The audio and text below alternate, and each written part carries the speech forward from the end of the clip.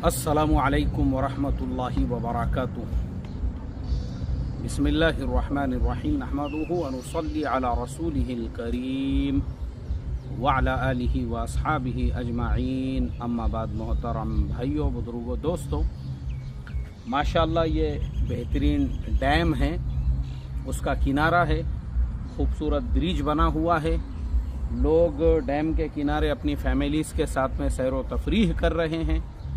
अल्लाह तबारक व तआला ने मेरे जहन में एक बात डाली। मैंने कहा कि चलो आप लोगों से उसका मुज़ाकिरा करते हैं। और वो बात यह है कि देखो, असल में मेरा एक तजुर्बा है हमारे इंडिया की ज़िंदगी का और इंडिया की लाइफ का, और वो तजुर्बा आप तमाम लोगों के साथ में भी अक्सर पेश आता होगा कि हमारे यहाँ पे एक तो आगे बढ़ना, तरक्की करना, अच्छा एजुकेशन हासिल करना, अच्छा काम करना, अच्छा बिजनेसमैन बनना, हर एतबार से, दीनी एतबार से अगर आप हाफिज़ कुरान हैं तो बेहतरीन आलिम दीन बनना, आलिम दीन है तो उसके बाद में मुफ्ती बनना, वो अगर आप मुफ्ती भी बन गए हैं तो उसके बाद में उसके आगे की तालीम आपने हासिल करना। इसे कहते हैं अपनी लाइफ के अंदर प्रोग्रेस करना। हमारे मुल्क के अंदर होता क्या है पता है आपको? एक तो हसद और जलन जो है ना, वो इतना ज़्यादा बड़ा हुआ है कि बहुत सारे लोग आपके खैर खाह बनकर आपके पास में आते हैं और वो आपकी ज़िंदगी को बर्बाद करने और तबाह करने का ज़रिया बनते हैं। और ये एहसास इंसान को होता है ज़िंदगी गुजारने के 30 साल, 40 साल, 50 साल के बाद में, या जब वो बुढ़ा हो जाता है तब वो अफसोस करते रहता है कि काश मैंने मेरे 20 साल की उम्र में ये फ़ैसला लिया होता तो कितना मेरा फ़ायदा होता। मैंने मेरे 25 साल की उम्र में, 30 साल की उम्र में अगर ये फ़ैसला ले लिया होता तो आज मैं कहाँ से कहाँ होता। जैसे मैं आपके सामने बैठा हुआ हूँ, मैंने मेरी ज़िंदगी के अल्लाह के फजलो करम से सारे फ़ैसले एकदम करेक्ट और परफेक्ट लिए हुए हैं। इसीलिए मैं एक इंडिया का बंदा हूँ, आज दूसरे मुल्क के अंदर एक डैम के किनारे बैठा हुआ हूँ बेहतरीन तरीके से, माशाअल्लाह। और अक्सर मेरा सफ़र तो होते ही रहता है बाहर मुल्कों का, आप देख सकते हैं। गुर्बत, इफलास, किसी से भीख मांगने, 5 पैसे लेने की और कर्ज़ा लेने की कोई ज़रूरत नहीं है। उसका रीज़न पता है क्या है? हमने अपनी ज़िंदगी के इब्तदाई ज़माने में कुछ कठिन और कुछ ऐसे फ़ैसले लिए जो बिल्कुल समाज के ख़िलाफ़ थे। अब मैं आपको बताता हूँ कि ज़िंदगी के सफ़र में आपकी के लिए रोड़े डालने वाले, रुकावटें डालने वाले, वो नहीं चाहते हैं आप आगे बढ़ो। अब मैं आपको बताऊँ, शुरुआत से बताता हूँ मैं आपको। मैंने जिस ज़माने में 10वीं पढ़ने का इरादा किया तो मुझे अक्सर एक दूसरे शहर जाना आना पड़ता था, तो कई लोगों से मुलाकात होते रहती थी। अब एक साहब से मेरी मुलाकात हुई जो पीएचडी कर रहे थे। रेलवे स्टेशन पे इत्तेफाक से मेरी मुलाकात हो गई। अब मुलाकात होने के बाद उनका पहला जुमला यही था, अरे क्या लगे बोले इमाम साहब, ये नाद में तुम्हारा काम नहीं है ये 10वीं का इम्तिहान देना, तुम जो कर रहे ना वही करो, बोले अपना मस्जिद की इमामत है और बच्चों को पढ़ाना है। अच्छा, फिर मैंने उनसे सवाल किया, फिर आप पीएचडी क्या झक मारने के वास्ते कर रहे हो? पीएचडी कर रहे हैं ना आप, ये क्या झक मारने के लिए कर रहे हैं आप पीएचडी? छोड़ दो ना, फिर तुम क्यों कर रहे हो? यानी हमारे यहाँ पे मेंटालिटी पता है आपको। अब मेंटालिटी समझो समाज की।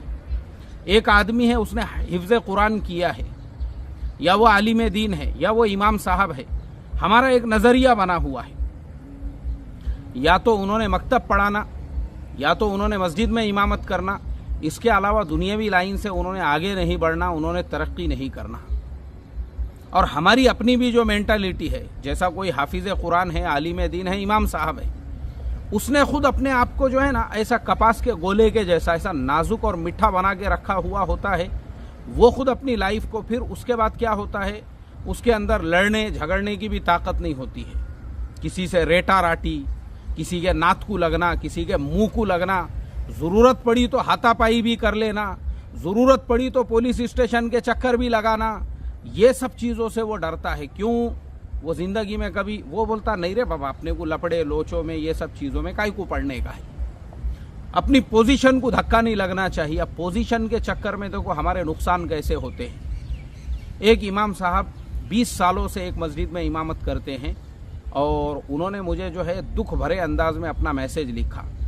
बोले मुफ्ती साहब, पिछले 5 सालों से मस्जिद वालों ने मेरी तनख्वाह रोक दी है, 5 सालों से मुझे तनख्वाह नहीं मिल रही है। मैं बोला भाई, उस शहर में बड़े बड़े अकाबिर है, बड़े बड़े अल्लामा हैं, उनको बोलना था एक इमाम के मसले में, क्योंकि जब हमारे मजलिस का मसला आता है, मुफ्ती सैयद अकबर हाशमी की शेयर मार्केट के लाइन से मजलिस होंगी, ऐसे ही लोग मुखालिफत करते हैं। लेकिन जब उनके अपने किसी इमाम भाई के ऊपर हालात आते हैं या किसी आलिम भाई के ऊपर या किसी मुअल्लिम और मुदर्रिस को 30 साल की तदरीस के बाद मदरसे से निकाला जाता है, ये लोग कहाँ चले जाते हैं भाई? और वही इमाम साहब और मुअल्लिम साहब बाद में हमारे साथ शेयर मार्केट की लाइन से जुड़ के माशाअल्लाह कुछ कमा रहे हैं। लेकिन जब इनके मसाइल आते हैं, किसी की मुखालिफत करना है, उसके लिए तुम तैयार हो, और अपने किसी भाई की मुआफिकत। अब मैं आपको ये लोगों का दोगलापन और इनकी मुनाफिकत बताता हूँ। ये हमारे हर शहर के अंदर इस तरह के आपको जो 2-4 अल्लामा मिलेंगे, ये एक नंबर के मुनाफिक होते हैं। इनका मकसद होता है भाई अपने को क्यों मस्जिद के जिम्मेदारों से अपनी दुश्मनी क्यों मोल लेने का एक इमाम के लिए। इमाम तो आया हुआ होगा यूपी से, बिहार से, झारखंड से, 2-4-5 साल जो भी इसने खिदमत अंजाम दिया, वापस जाएंगे अपने घर को। मगर अपने ताल्लुकात क्यों ख़राब करने का है अपने गाँव के, अपने शहर के जो है मस्जिद के ज़िम्मेदारों से और मस्जिद के सदर साहब से। ये लोग इतने बड़े मुनाफिक होते हैं कि ऐसे हालात और ऐसे मामलात के अंदर ये गांजा बेचने वालों के साथ में भी जो है ना हाथ मिला देते हैं, दारू बेचने वालों के साथ में, ये सब चीज़ों के। और हम जैसे लोगों को क्या समझाते हैं? हिकमत के तौर पे मिलना पड़ता है गांजे वालों से भी, शराब बेचने वालों से भी, बड़े लोगों रखना पड़ते हैं ताल्लुकात। इसको मसलिहत कहते हैं, इसको हिकमत कहते हैं। और जब तुम्हारे एक इमाम भाई को 5 सालों से तनख्वाह नहीं मिल रही है, वहाँ तुम्हारी मसलिहत और हिकमत कहाँ चली गई? और एक मुअल्लिम को 30 साल की तदरीस के बाद धड़ल्ले से बगैर किसी उज़्र के मदरसे की तदरीस से निकाला जा रहा है, तब कहाँ गए भाई आपकी हिकमत और मसलिहत? तो हमारा प्रॉब्लम मैं आपको बता रहा हूँ, समाज का प्रॉब्लम यह है कि समाज के अंदर के ये कीड़े मकोड़े और ये हमारे समाज को इस तरह से जो है ना नोचने वाले जो भेड़िए हैं, ये समाज को ऐसे ही नोच रहे हैं। ये आपको कभी भी आगे बढ़ता हुआ देखना नहीं चाहेंगे। आप जब हालात का शिकार होंगे, कोई आएगा नहीं आपके साथ में। तो हमारे इमाम साहब और हमारे मुअल्लिम साहब का जो डर है दिल का, पहले वो निकालो। मैं ये लाइनों में क्यों आया? मैंने हमारे अकाबिर की ज़िंदगी देखा। मैं बोला भाई अपने जो इमाम हैं, इमाम आज़म अबू हनीफ़ा रहमतुल्लाह अलैह, जिनका अक्सर जिनकी पूरी फ़िक़्ह हम अपने मदारिस में पढ़ते हैं, उनकी ज़िंदगी पे मैंने गौर व फिक्र किया तो पता ये चला कि ये जो फ़िक़्ह है और ये जो इल्म है, इनका अलग शोबा था। असल तो वो एक बहुत बड़े व्यापारी आदमी थे, ताजिर थे, कारोबारी इंसान थे। वो अपने तिजारत और कारोबार और सारी चीज़ों के साथ में फिर अपना पैसा जो है वो ये शोबे के ऊपर भी खर्च करते थे। और आपके यहाँ पे 200 उलामा की एक जमात थी। फिर वो उलामा किसी मसले के ऊपर बातचीत करते थे, जिनको आप वजीफ़ा भी देते थे और तनख्वाह भी देते थे। तो पता ये चला कि हमारे इतने बड़े इमाम साहब वो खुद ताजिर थे। वो ऐसे कोई बैठे हुए नहीं थे किसी कोने में या गोशा नशीन नहीं थे। फिर हमने दूसरे ताबीईन को देखा। हज़रत लैस इब्न साद, फ़ज़ाइल सदक़ात में वाक़िया है, देखो आप, बादशाहों के लेवल के इंसान थे। 30 लोग खाली उनका हिसाब किताब लिखने के लिए रखे हुए थे, इतने बड़े आदमी थे। और मुहद्दिस इमाम बुखारी के उस्तादों के उस्ताद थे। पता चला कि ज़रिया माश जो है ना उनका, वो अपने कारोबार पे, तिजारत पे, ये सारी चीज़ों के ऊपर चला करता था। सारे आप देखो जितने ताबीईन के नाम आप किताबों के अंदर पढ़ते होंगे, आप उनके हालात ज़िंदगी भी तो देखा करो, तो आपको पता चलेगा कि वो हमारे जैसे तनख्वाहखोर नहीं थे, वो हमारे जैसे गोशा नशीन नहीं थे। उन्होंने अपनी पर्सनैलिटी को या अपनी ज़ात को जो है ना कपास के गोले के जैसा बना के नहीं रखा हुआ था, सिर्फ मुसाफे तक, सिर्फ मुआनक़े तक, सिर्फ इतर की बाटली रगड़ने तक। वो अपने वक्त के ताजिर भी थे। जितने आपको मुसलमान साइंटिस्ट मिलेंगे वो सब हाफिज़ कुरान थे, चाहे वो जाबिर इब्न हय्यान हो, चाहे वो कोई भी हो, जितने भी नाम आपको हमारी तारीख़ की किताबों में मिलेंगे। जितने आपको वक्त के अक्सर हमारे तारीख़ में जो बादशाहों के नाम हम पढ़ते हैं, वो आपको हाफिज़ कुरान मिलेंगे। और सिर्फ हाफिज़ कुरान नहीं, तहज्जुद गुजार भी मिलेंगे। आप देखो उनकी ज़िंदगियों के हालात। तो हमारा प्रॉब्लम क्या है मालूम है? हम आगे क्यों नहीं बढ़ पाते हैं? हमारी मेंटालिटी और थिंकिंग पहले दिन से ही ये होती है नहीं भाई, अपने को अपने पोजीशन का देखना है। और लोगों ने, उन्होंने भी हमको ऐसा ही बना के रखा हुआ है। तो वो जो जनाब है जिन्होंने मेरे से कहा, तो मैंने उनसे यही सवाल किया, आप क्यों झक मारने के लिए पीएचडी कर रहे हो क्या? एक हाफिज़ साहब, एक आलिम साहब, एक मुफ्ती साहब, एक इमाम साहब, उन्होंने 10वीं का इम्तिहान नहीं देना चाहिए और तुमने झक मारना चाहिए यूनिवर्सिटी के अंदर जाके। तुम करो जो करने का है तुमको, और हमने नहीं करना चाहिए। मतलब उनकी थिंकिंग ही ये बनी हुई है कि समाज के हाफिज़ साहब, आलिम साहब ने हमारे ग़ुलाम रहना। वो अगर ज़्यादा पढ़ेंगे और ज़्यादा एजुकेटेड बनेंगे और फिर अपने पैरों पे खड़े हुए, समाज किसी को भी उसके पैरों पे खड़ा होता हुआ और मालदार बनता हुआ देखना नहीं चाहता है। समाज हर एक को गरीब देखना चाहता है, यानी अपने से गरीब हो। उसके बाद मैंने MSc IT किया कंप्यूटर की लाइन से। तो मैं कंप्यूटर सीखने के लिए असल में मैंने पहले तो DTP में एडमिशन लिया था। DTP जो होता है, मेरे जहन में बहुत छोटी मेरी सोच थी कि मैंने कहा कि भाई मुझे अगर ये शादी के कार्ड वगैरह जो है वो उसको किस तरह से डिज़ाइन करते हैं, किताबें हैं, बहुत सारी चीज़ें हैं, मुझे खाली DTP आ गया काफ़ी है। तो बहुत सारे जो प्रिंट करने वाले वो है, वो अपने पास से आके डिज़ाइन बना के लेके जाया करेंगे। तो मैंने DTP के लिए एडमिशन लिया, उसकी फ़ीस भी भर दिया मैंने। उसके बाद जो हमारे टीचर साहब थे, उन्होंने जब देखे कि भाई अल्हम्दुलिल्लाह मैं हर चीज़ को अच्छे से समझ रहा हूँ, सीख रहा हूँ, तो उन्होंने मेरे से कहा कि देखो अभी MSc IT की नई बैच शुरू होने वाली है, आप वो भी कर लो तो आपको इसमें उसके ज़रिए से भी हेल्प हो जाएगी। मैंने कहा अच्छी बात है। फिर हमने MSc IT शुरू कर दी। अब MSc IT जब हमने उनके पास में किए तो मुझे 86% मिला था वो ज़माने के अंदर। तो मेरा हौसला बढ़ा, फिर मेरी सोच बढ़ी। मैंने कहा कि अल्लाह का करोड़ों दर्जे शुक्र है, कंप्यूटर के जो बेसिक्स है DTP तो अपन ने सीख लिए, MSc IT भी आ गया, हार्डवेयर के भी बेसिक्स मालूम हो गए। तो चलो अब काम शुरू कर देते हैं, अपना खुद का एक कंप्यूटर लेके आते हैं और DTP का काम घर से ही करते हैं। मैं औरंगाबाद गया, हमारे ज़िया भाई जो अभी हज के लिए गए हुए हैं और अक्सर आपने देखे होंगे उनके घर पे भी मेरी मजलिसें हुई है।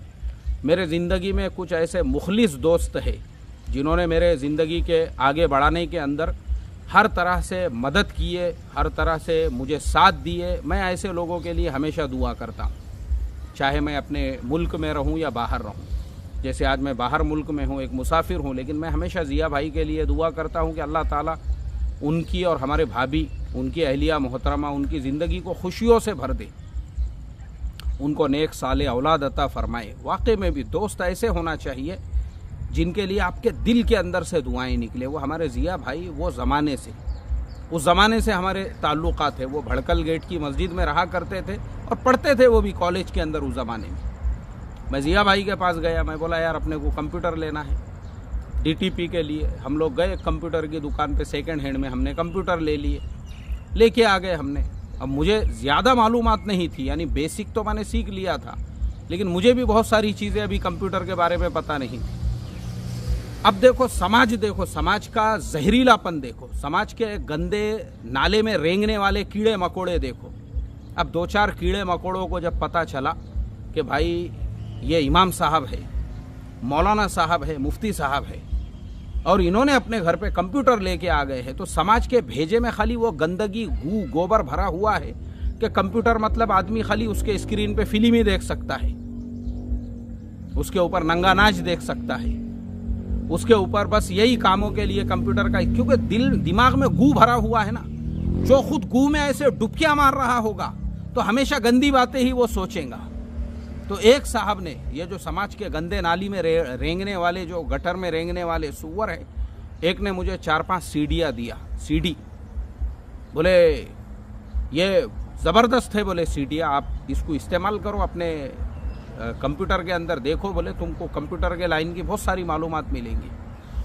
अच्छा, अब मसला ये था, मैं वो सीडियाँ उनसे लिया, मैं बोला यार कंप्यूटर पे देखेंगे इसको कहाँ डालते हैं और कैसा देखते हैं।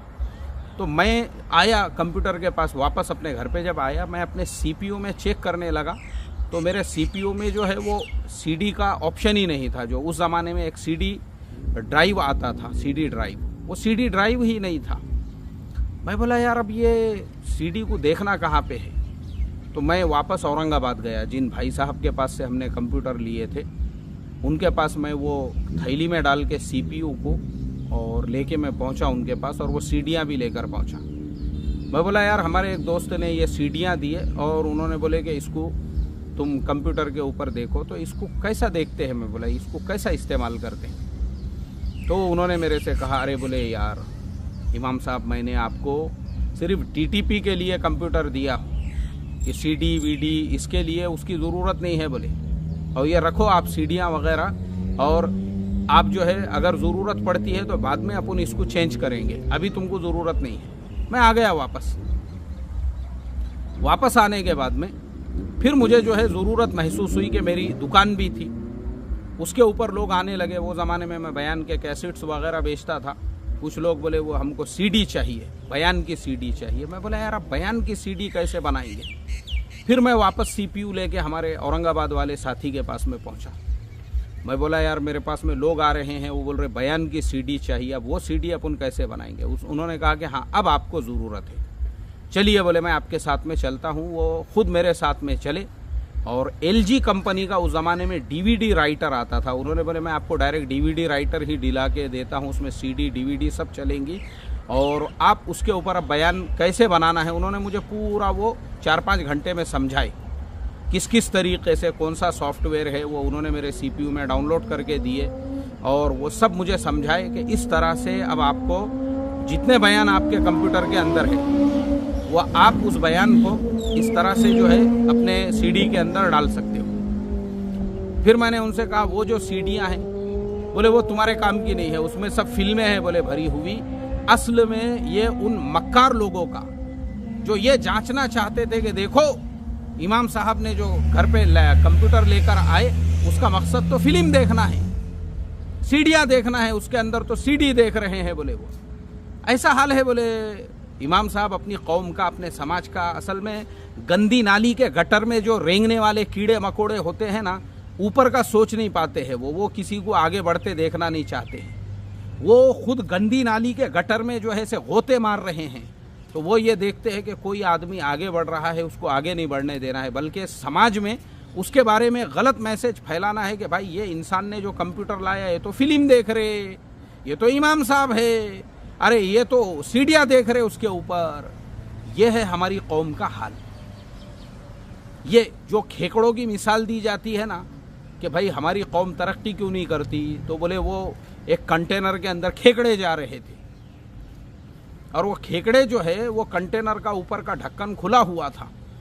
तो लोगों ने बोले पानी के जहाज़ में, अरे बोले ढक्कन ऊपर का खुला हुआ है। तो उन्होंने बोले नहीं आप फिक्र मत करो, बोले ये खेकड़े जो है ना ये ऊपर तक कोई भी नहीं आएगा। क्यों? क्योंकि कोई भी जो ऊपर आ रहा होगा नीचे से फौरन एक उसकी टांग पकड़ के खींच लेगा। वो खुले कंटेनर इसके साथ में जो है वो पूरे खेकड़े उस मुल्क तक पहुंच गए। सेम टू सेम हमारा हाल यही है। आप आगे बढ़ना चाहोगे, समाज के गंदी नाली में रेंगने वाले कुछ कीड़े मकोड़े वो कभी भी नहीं चाहेंगे आप आगे बढ़ो, आप तरक्की करो। फैसला आपको करना होगा, आपको अपनी ज़िंदगी बदलना है। समाज के अगेंस्ट में चलो। पूरे भेड़ बकरियां एक तरफ चल रहे हैं, उनके साथ में मत चलो, आप उनके अपोजिट साइड में चलो। जब तुम उनके साथ, क्योंकि देखो समाज के अंदर जो है ना मजहबी तौर पे भी हमारे मसनदों के ऊपर, हमारे मशवरों के मजलिसों में ऐसे ही कुछ भाई गुंडे दादा बैठे हुए हैं। वो हर आदमी ने हमारे अंडर में काम करना चाहिए, हर आदमी ने हमारे मातहती में चलना चाहिए। अगर नहीं चलेगा हम इसका फ्यूचर, इसका करियर बर्बाद कर देंगे। इस तरह की सोच रखने वाले गंदी नाली के गंदे कीड़े आपको समाज में लाखों मिलेंगे, लेकिन उन गंदी नाली के गंदे कीड़ों को रौंदते हुए आगे बढ़ना, तरक्की करना, अपने फ्यूचर के बारे में सोचना, ये आपका काम है। समाज को मत देखो। तो आज का जो हमारा वीडियो है, हम इस खूबसूरत डैम के किनारे पे बैठ के आप लोगों से जो बातचीत कर रहे हैं वो इसीलिए कि देखो अपनी ज़िंदगी को बनाना और बिगाड़ना वो आपके हाथ में है। अगर बनाना है, सोचना छोड़ दो कौन आपके बारे में क्या बोलेगा। कोई ये बोलेगा, आप सोचो, ये बात मैं आपको 20 साल पहले की बता रहा हूँ जब मैंने कंप्यूटर ख़रीदा था। आज मैं कंप्यूटर के सॉफ्टवेयर की लाइन से कई सर्टिफिकेट्स और बहुत सारी चीज़ें लेके आज यहाँ पे जो है उसके प्रोजेक्ट पे काम कर रहा हूँ। मैं पहले ही दिन अगर बिछक जाता और ये सोचता कि लोग मेरे बारे में ये सोच रहे हैं कि हम कंप्यूटर के ऊपर फिल्म देख रहे होंगे। मैंने ऐसे लोगों को ज़ेरे नाफ के बालों की तरह से अपनी ज़िंदगी से रिमूव कर दिया। खलास, हम क्या कर रहे हैं क्या नहीं कर रहे हैं, अपना ताल्लुक़ अल्लाह की ज़ात से होना चाहिए। तब जाके आप अपनी ज़िंदगी में तरक्की करते हो, तब जाके अल्लाह तबारक व ताला आपको ऐसे मुल्कों में पहुंचाता है। 5 स्टार होटलें होती है आपके रहने के लिए, बेहतरीन दुनिया भर की किस्मों का आपके लिए खाना होता है। और बाज़ औक़ात ऐसा होता है कि मुल्क के वज़ीर और मुल्क के मिनिस्टर्स के साथ में आपकी बैठकें होती है, आपकी मुलाकातें होती है। कब? जब आप अपनी ज़िंदगी के अंदर ऐसे कठिन फैसले लेते हो। एक तरफ पूरी भेड़ बकरियां चल रही है, आपको उनके अगेंस्ट में चलना है, याद रखो। हाँ, तभी जाके आपकी ज़िंदगी बदलेगी। और समाज के गंदी नाली के ये गंदे कीड़े हमेशा आपकी टांग खींचने में लगे हुए रहेंगे।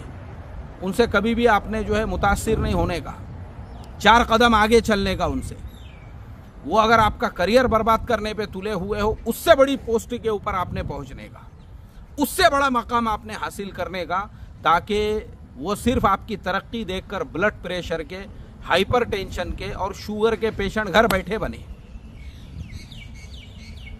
उनसे मुतासिर नहीं होने का। आप मुतासिर होंगे, ज़िंदगी में आप कुछ भी नहीं कर सकते हो। तो इसके लिए अपने दिल से झिझक निकालो। सबसे पहले झिझक, ये क्या बोलेगा, वो क्या बोलेगा, ये क्या सोचेगा, वो क्या सोचेगा, ये झिझक निकालो। और दूसरी चीज़, हर लाइन से ज़िंदगी के हालात का मुकाबला करने के लिए तैयार रहो। किसी से डरो मत, किसी से मुतासिर मत हो। कोई भी रहो आपके मुकाबले के अंदर, ज़रूरत आपको जहाँ जाने की पड़ती है, कोर्ट कचहरी जाने की पड़ती है, दिल में खौफ और डर मत पैदा करो। पुलिस स्टेशन जाने की ज़रूरत पड़ती है, ज़िला परिषद जाने की ज़रूरत पड़ती है, हम मुतासिर हो जाते हैं, हम डरते हैं, घबराते हैं, तो आप कुछ नहीं कर सकते अपनी ज़िंदगी के अंदर। टक्कर लो हालात से, तब जाके दुनिया आपके कदमों में होंगी। ठीक है, चलिए अब हम लेते हैं आपसे इस खूबसूरत डैम के किनारे से इजाज़त। फिर मिलते हैं अगले टॉपिक के साथ। अस्सलामु अलैकुम वरहमतुल्लाहि वबरकातुहू।